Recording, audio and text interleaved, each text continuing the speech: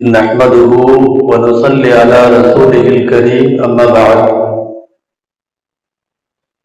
أعوذ بالله من الشيطان الرجيم. بسم الله الرحمن الرحيم. إذ قال له ربه أسلم قال أسلمت لرب العالمين. صدق الله العظيم. وقال رسول الله صلى الله عليه وسلم: سمنوا ضحاياكم فإنها خير مطاياكم. صدق رسول الله صلى الله عليه وسلم. எல்லாம் புகழும் அல்லாஹ் ஜல்ல ஷானஹு தஆலா அவர்களுக்கு உரித்தார்கள். அருமை நாயகம் முஹம்மது ரசூலுல்லாஹ் ஸல்லல்லாஹு அலைஹி வஸல்லம் அவர்களின் மீதும் நற்பாக்கியங்கள் நிறைந்த அவர்களுடைய உம்மத்தின் மீதும்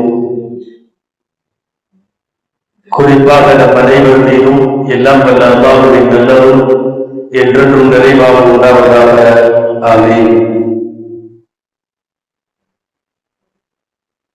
உலகமெல்லாம் இறை தூதர் இப்ராஹிம் அலைஹிஸ்ஸலாம் அவர்களை பற்றி இந்த ஈதுல் அத்ஹா தியாக திருநாளில் நினைவு கூறுகிறார்கள். ஒரு பண்டிகை, ஒரு ஈது பெருநாள் ஒரே ஒரு நபரின் பெயரை சுற்றி சுற்றி வட்டமடிக்கிறது என்றால் அந்த மாபெரும் சாதனைக்கு சொந்தக்காரரான இப்ராஹிம் அலைஹிஸ்ஸலாம் அவர்களை திருக்குர்ஆன் அவர் ஒரு தனி மனிதர் அல்ல, அவர் ஒரு சமுதாயம் என்று அல்லாஹ் சொல்லுகிறார். வான்மறை திருக்குர்ஆனினுடைய வழிநெடுகிலும் அல்லாஹ் வாயார புகழ்ந்து பல்வேறு சிறப்பு தன்மைகளை, சிறப்பு பெயர்களை ஹஜ்ரத் இப்ராஹிம் அலைஹிஸ்ஸலாம் அவர்களுக்கு சூட்டுகிறார். இன்றைய தேதியில் உலகத்திலே நேற்றைய தினம் ஏராளமான நாடுகளில் ஈதுல் அத்ஹா கொண்டாடப்பட்டு முடித்திருக்கிறது. இன்றைக்கு நாமும் ஈதுல் அத்ஹாவை கொண்டாடுகிறோம்.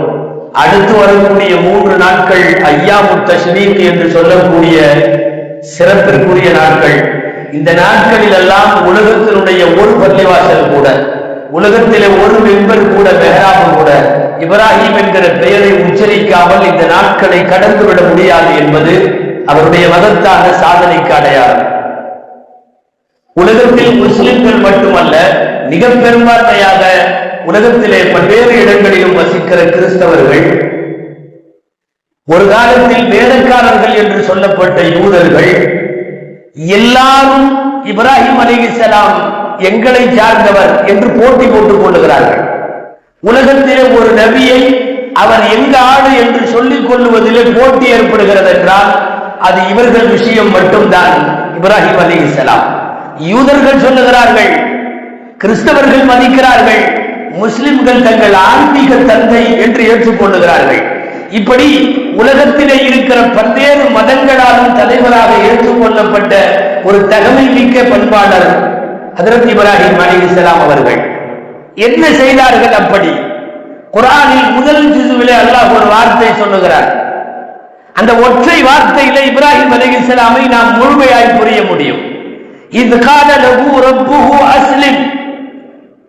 இப்ராஹிம் அலைஹிஸ்ஸலாமினுடைய ரப்பு இப்ராஹிம் அலைஹிஸ்ஸலாமுக்கு சொன்னான், கட்டளையிட்டான், அஸ்லிம், நீ முழுமையாக கட்டுப்படு, முழுமையாக வழிபடு, டோட்டலா சரண்டர் ஆகு. அஸ்லிம். பதில் என்ன சொல்லுகிறார் தெரியுமா? அஸ்லம்து லிரப்பில் ஆலமீன். ரப்புல் ஆலமீனான அல்லாஹ்வுக்கு நான் முழுமையாய் பணிந்தேன், முழுமையாய் கட்டுப்பட்டேன், முழுக்க முழுக்க நான் என்னை அர்ப்பணித்து விட்டேன் என்றெல்லாம் அஸ்லம்து என்கிற வார்த்தைக்கு அர்த்தம். இப்ராஹிம் அலைஹிஸ்ஸலாமை புகழ்ந்து சொல்ல இந்த ஒரு வார்த்தை போதும். அல்லாஹ் என்ன கட்டளை இட்டாலும் உடனடியாக அதை அமலுக்கு கொண்டு வந்து அழகு பார்த்தவர்கள் இப்ராஹிம் அலைஹிஸ்ஸலாம். அதனால் தான் அல்லாஹ் சொன்னான், இப்ராஹிம் ரப்புஹு பிகலிமாத்தின் ஃபஅத்தம்மஹுன்ன. இப்ராஹிமை சில விஷயங்களில் அல்லாஹ் சோதித்தான், அதை அனைத்தையும் அவர் பூர்த்தியாக செய்தார். இப்ராஹிம் அலைஹிஸ்ஸலாம் நமக்கு தந்தை என்று சொல்லுவதற்கு பின்னால் வெறுமனே குர்பானி மட்டுமல்ல, பல்வேறு செயல்பாடுகளுக்கு அவர் வழியில் தான் இன்றைக்கு வரையும் இந்த உம்மத்து நடக்கிறது. தாடி வைப்பதை அமல்படுத்தியவர்கள் உலகத்தில் இப்ராஹிம் அலைஹிஸ்ஸலாம். மீசையை கத்தரிப்பதை அமல்படுத்தியவர்கள் இப்ராஹிம் அலைஹிஸ்ஸலாம். மிஸ்வாக்கு செய்வதை அமல்படுத்தியவர்கள் இப்ராஹிம் அலைஹிஸ்ஸலாம். முதலாக இப்படி ஏராளமான செய்திகள் ஹத்னா உட்பட ஏராளமான செயல்களுக்கு இப்ராஹிம் அலைஹிஸ்ஸலாம் முன்மாதிரி. மிஸ்வாக்கிலிருந்து, தாடியிலிருந்து, மீசையில இருந்து, அக்குள் ரோமம் அகற்றுவதிலே இருந்து வரிசையாய் ஹத்னா வரைக்கும் அத்தனைக்கும் அவர்தான் நம்முடைய ரோல் மாடல். அதை துவக்கி வைத்தவர் அவர்.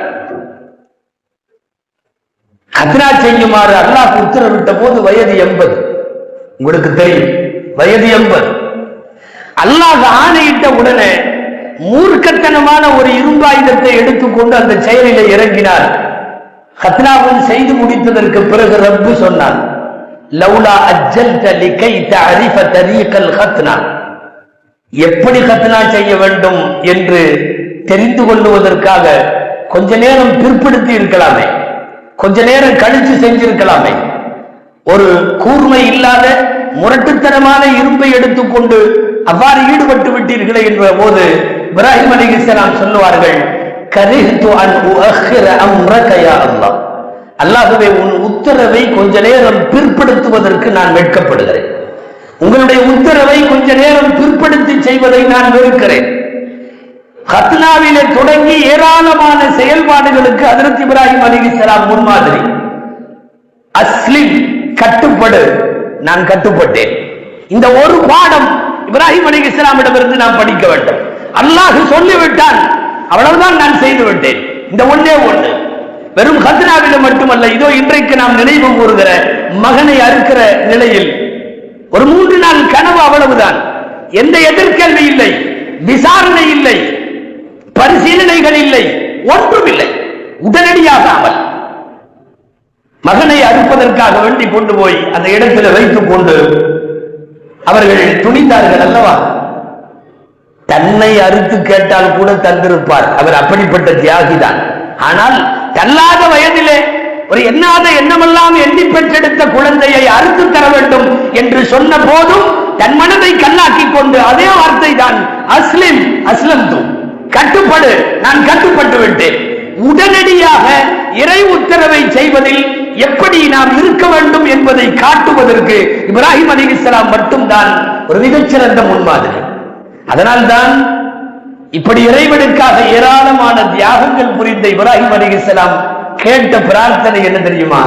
குர்ஆனிலே இருக்கிறது, வஜஅல்னி லிஸான சித்கின் ஃபில் ஆகிரீன், பின்னோர்களிடமெல்லாம் உண்மையான நாவை எனக்கு தா, புகழுரைகளை தா, பின்னோர்கள் எல்லாம் பேசுமாறு என்னை ஆக்கி வை.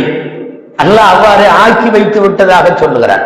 இப்ராஹிம் அலைஹிஸ்ஸலாமை மட்டுமல்ல, அவர்களின் சந்ததிகளையும். வஜஅல்னா லஹும் லிஸான சித்கின் அலிய்யா, அவர் கேட்டதை போலவே புகழ் வாழ்வை, பின்னோர்கள் எல்லாம் புகழ்கிற அற்புதமான வாழ்வை அல்லாஹ் தந்து விட்டான். இன்றைக்கு வரையும் நம்முடைய ஏராளமான சுன்னத்துகளை எடுத்தால் ஹஜ்ரத் இப்ராஹிம் அலைஹிஸ்ஸலாமின் சுன்னத்துகள் மிகைத்திருக்கும். நமக்கெல்லாம் பெயர் மில்லத்தை இப்ராஹிம் என்று பெயர். அதை ஒட்டி கிடைத்த இரண்டாவது பெயர் தான் உம்மத்தே முஹம்மதியா என்பது. முதல் பெயர் என்ன தெரியுமா? மில்லத்தை இப்ராஹிம். நாமெல்லாம் இப்ராஹிமின் சமுதாயத்தினர்கள், சந்ததியினர்கள். பின்னோர்கள் எல்லாம் பேசுமாறு வைத்தான் அல்லவா? 2 விஷயத்தை முக்கியமாக வைத்தான். 2 கியாமத்து வரைக்கும் இப்ராஹிம் சரித்திரங்களில் வாழ்கிற மனிதர்களின் அன்றாட செயல்பாடுகளில் அவர் நிலைத்திருப்பார். ஒன்று, நாமெல்லாம் தொழுகையிலே ஓடுகிற அத்தஹியாத்தின் இறுதியில் தரூதிலே ஹஜ்ரத் இப்ராஹிம் அலைஹிஸ்ஸலாம் நிற்கிறார்கள்.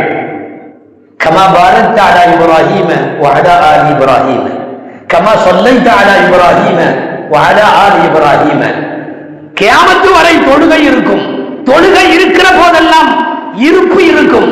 அந்த கடைசி இருப்பு இருக்கிற காலம் வரை இப்ராஹிமின் பெயர் இருக்கும் அலைஹிஸ்ஸலாம். ஒரு மங்கா புகழ் வாழ்வை அல்லாஹ் நீடித்து நிலைக்க செய்கிறார். 2வது அம்சம் தான் குர்பானி. கியாமத்து வரைக்கும் குர்பானி இருக்கும். இந்த குர்பானிகள் இருக்கிற காலமெல்லாம் அந்த குர்பானியினுடைய நாளில் ஹஜ்ரத் இப்ராஹிம் அலைஹிஸ்ஸலாமின் பெயரை உலகத்தில் கோடிக்கணக்கான பேர் உச்சரிப்பார்கள். குர்பானி கொடுக்கிற போதே நாம் கேட்கிற துவாவும் அதுதான். இப்ராஹிமிடமிருந்து நீ ஏற்றுக்கொண்டதை போல் என்னிடமிருந்து இந்த குர்பானியை ஏற்றுக்கொள் என்றுதானே கேட்கிறோம். எனவே பின்வரும் காலங்களில் எல்லாம் பேசு பொருளாய், சாகாத சரித்திரமாய், மங்கா புகழ் வாழ்வை ஹஜ்ரத் இப்ராஹிம் அலைஹிஸ்ஸலாம் அவர்களுக்கு காலமெல்லாம் அல்லாஹ் தந்து விட்டார். நல்லோர்களை தீயோர்களை ரெண்டையுமே அடையாளப்படுத்துகிறது அல் குர்ஆனும் அருமைநாயகம் ஸல்லல்லாஹு அலைஹி வஸல்லம் அவர்களும். எந்த நல்லோர்களை பின்பற்ற வேண்டும் என்கிற போது திருக்குர்ஆன் வழிநெடுகிலும் சொல்லுகிற வார்த்தை என்ன தெரியுமா? இத்தபிஉ மில்லத இப்ராஹிம் ஹனீஃபா, தூய்மையான அந்த இப்ராஹிமின் வழியை பின்பற்றுங்கள், இப்ராஹிமின் வழியை பின்பற்றுங்கள். குர்ஆனில் ஒரு இடத்தில் அல்ல, பல்வேறு இடங்களில் வருகிறது. இப்ராஹிம் அலைஹிஸ்ஸலாமினுடைய சந்ததியை, அவர்களின் சமுதாயத்தை, அவர்களின் வழிமுறையை நீங்கள் பின்பற்றி வாழுங்கள். நபிகள் ஸல்லல்லாஹு அலைஹி வஸல்லம் வாய்ப்பு கிடைக்கிற நேரமெல்லாம் வானலாம புகழ்ந்தார்கள் இப்ராஹிம் அலைஹிஸ்ஸலாமை. அனதஅவத்து அபி இப்ராஹிம், நான் என் தந்தை இப்ராஹிமின் துஆவிலே வந்தவன் ஸல்லல்லாஹு அலைஹி வஸல்லம் சொன்னார்கள். நான் எனது தந்தை இப்ராஹிமின் துஆ. அல்லாஹ்வின் தூதரே, குர்பானி என்றால் என்ன என்று கேட்டபோது என்ன வார்த்தை வந்தது தெரியுமா? தஅவத்து அபீக்கும் சுன்னத்து அபீக்கும் இப்ராஹிம், குர்பானி உங்கள் தந்தையின் சுன்னத்து. எனக்கு தந்தை என்கிறார்கள் ஒரு நபி மொழியில், நமக்கெல்லாம் தந்தை என்கிறார்கள் இன்னொரு நபி மொழியில். மேராஜிலே ஒவ்வொரு வானத்திலேயும் நபிமார்களை சந்தித்த போது 7வது வானத்திலே இப்ராஹிம் அலைஹிஸ்ஸலாமை சந்தித்ததாக மேராஜினுடைய ஹதீஸிலே வருகிறது, சஹீஹுல் புகாரியில். மார்க்கறிஞர்கள் ஹதீஸ்களை விளக்க ஒரு வல்லுநர்கள் எழுதுகிறார்கள், 7வது வானத்தில் இப்ராஹிம் இருப்பதற்கு அடையாளம் எல்லா நபிமார்களை விட அவரின் அந்தஸ்து அது உயர்ந்தது என்பதை காட்டுவதற்காக. என்னென்ன வார்த்தைகள் அருமைநாயகம் ஸல்லல்லாஹு அலைஹி வஸல்லமுடைய வாயிலிருந்து இப்ராஹிம் அலைஹிஸ்ஸலாமை குறித்து வந்தது. அன அஷ்பஹு வலதிஹி பி, நான் இப்ராஹிமின் மக்களில் இப்ராஹிம் அலைஹிஸ்ஸலாமை போன்று இருப்பவர்களில் நான் ரொம்ப ஒப்பானவன். நான் ரொம்பவும் ஒரு கம்பேர் என்று நீங்கள் ஒப்பீட்டு அளவிலே பார்த்தால் இப்ராஹிமின் மக்களிலேயே இப்ராஹிமை போல இருப்பதில் அதிக ஒப்பீடு கொண்டவன் இப்ராஹிம் அலைஹிஸ்ஸலாமுக்கு நான் தான் என்றார்கள் நபிகள் ஸல்லல்லாஹு அலைஹி வஸல்லம். கஅபத்துல்லா வெற்றி கொள்ளப்பட்டு கஅபத்துல்லாவிலே இருக்கிற சிலைகளை பெருமான் ஸல்லல்லாஹு அலைஹி வஸல்லம் ஹிஜ்ரி 8 அந்த சிலைகளை வெற்றி கொள்ளப்பட்ட நேரத்தில் கஅபாவை அல்லாஹ்வுக்கு மட்டும் அர்ப்பணிக்கிற அந்த நாளில் இருக்கிற விக்கிரகங்களை எல்லாம் வெளியே எடுத்த போது இப்ராஹிமுக்கும் ஒரு உருவச்சிலை வைத்திருந்தார்கள் அன்றைய மக்கள். நான் எதற்கு சொல்லுகிறேன்? அந்த சிலையை எடுக்கிற போது பெருமானார் ஸல்லல்லாஹு அலைஹி வஸல்லமுடைய வாயிலே இருந்து வந்த வார்த்தை என்ன தெரியுமா?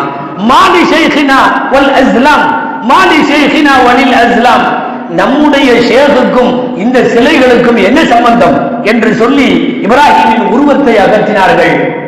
இங்கே குறிப்பிடத்தக்க வார்த்தை என்னவென்றால், பல்வேறு ஹதீசுகளில் அபி எனது தந்தை என்று பயன்படுத்தியவர்கள் இந்த ஹதீஸில் நம்முடைய ஷேக் என்று பயன்படுத்துகிறார்கள். நீங்கள் கவனிக்க வேண்டும், ஷேக் என்றால் நம்முடைய மார்க்க பெரியவர் என்று அர்த்தம், பெரியார்களிலே உள்ளவர் என்று அர்த்தம். ஷேக் என்ற வார்த்தையை அநேகமாய் லட்சக்கணக்கான ஹதீசுகளில் பெருமானார் ஸல்லல்லாஹு அலைஹி வஸல்லத்தினுடைய 23 ஆண்டு கால நபித்துவ வாழ்வில் வேற யாருக்கும் இந்த பெயரை ரசூலுல்லாஹ் சொன்னதில்லை. ஹஜ்ரத் இப்ராஹிம் அலைஹிஸ்ஸலாமை மட்டும் தான் எனது தந்தை என்கிறார்கள், நம்முடைய ஷேக் என்கிறார்கள். எனவே நமக்கு அவர்கள் ஆன்மீக தந்தை மட்டுமல்ல, ஆன்மீக குரு, ஆன்மீக வழிகாட்டி என்று எத்தனை வார்த்தைகளிலும் சொல்லலாம். இப்படியெல்லாம் புகழ் குறைப்பதற்கு காரணம் என்னவென்றால், அல்லாஹ் இட்ட உத்தரவை மறுகேள்வி இல்லாமல் மறுபரிசீலனை இல்லாமல் அப்படியே செய்த காரணத்தால். வெறுமனே ஒரு கற்பனைக்காக நீங்கள் யோசித்தால் கூட இந்த இடத்துல நம்மளா இருந்தா நிறைய கேள்வி கேட்டிருப்போம். கண்டிப்பா இருக்கணுமா, உடனடியா இருக்கணுமா, அறுத்தே ஆகணுமா, நம்ம பயிர் தான் கொடுக்கணுமா, பக்கத்து வீட்டு பயிரையும் கொடுக்கலாமா, என்னென்ன வார்த்தைகள், என்னென்ன கேள்வி வரும், விசாரணை வரும், விமர்சனம் வரும், பரிசீலனை வரும். ஒண்ணுமே இல்லை. கனவில காட்டுகிறான், நிஜத்திலே அமலுக்கு வந்து விடுகிறார். இப்ராஹிம் அலைஹிஸ்ஸலாமிடம் இந்த உம்மத்து படிக்க வேண்டிய பாடம் அதுதான். இறை உத்தரவுகளை தாமதிக்காமல் விரைந்து அப்படியே செய்து செயலாற்ற வேண்டும் என்கிற ஒரு பாடத்தை கியாமத்து வரை இந்த குர்பானி சொல்லிக் கொண்டிருக்கும். அல்லாஹ் ஜல்ல ஷானஹு தஆலா நம் அமல்களை அங்கீகரிப்பானாக. இந்த பெருநாளுடைய கைது பரக்கத்துகளை அல்லாஹ் நமக்கு தருவானாக. நம்மிடமிருந்து புறப்படுகிற குர்பானிகளை, இபாதத்துகளை, பெருநாள் தொழுகைகளை, துஆக்களை, சதகாக்களை அல்லாஹ் கபூல் செய்வானாக. ஆமீன். வஆஹிரு தஅவானா அல்ஹம்துலில்லாஹி ரப்பில்